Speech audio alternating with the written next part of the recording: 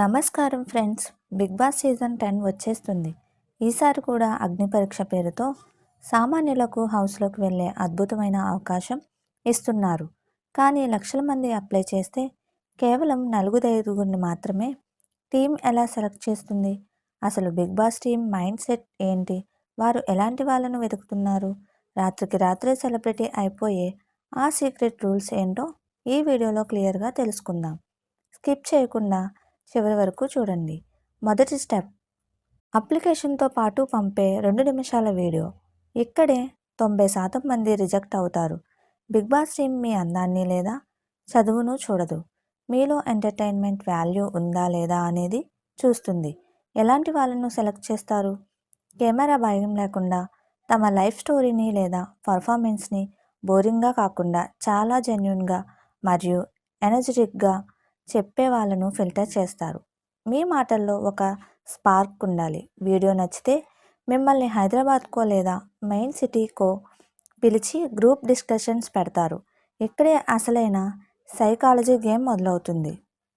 ఎలాంటి వాళ్ళను సెలెక్ట్ చేస్తారు? ఒక కాంట్రవర్షియల్ టాపిక్ ఇచ్చినప్పుడు మీరు ఎలా రియాక్ట్ అవుతున్నారు? కోపంతో ఊగిపోతున్నారా? లేక లాజికల్గా అవతలి వాళ్ళను నోరు మూయిస్తున్నారా? సైలెంట్గా ఉండే వాళ్ళను బిగ్ బాస్ అసలు నమ్మదు.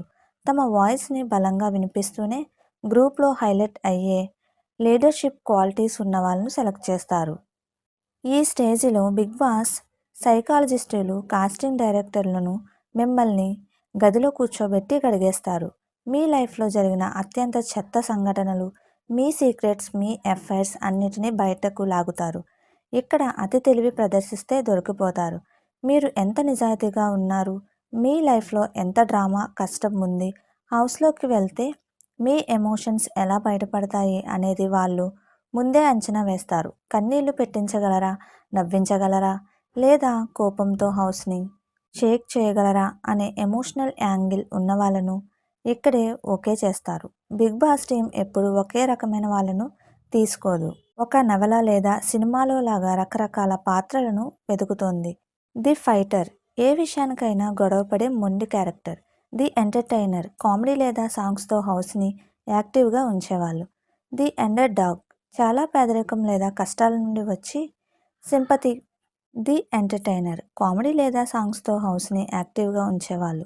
ది అండర్ డాగ్, చాలా పేదరికం లేదా కష్టాల నుండి వచ్చి సింపతి మరియు జెన్యూనిటీతో గెలవాలనుకునే వాళ్ళు.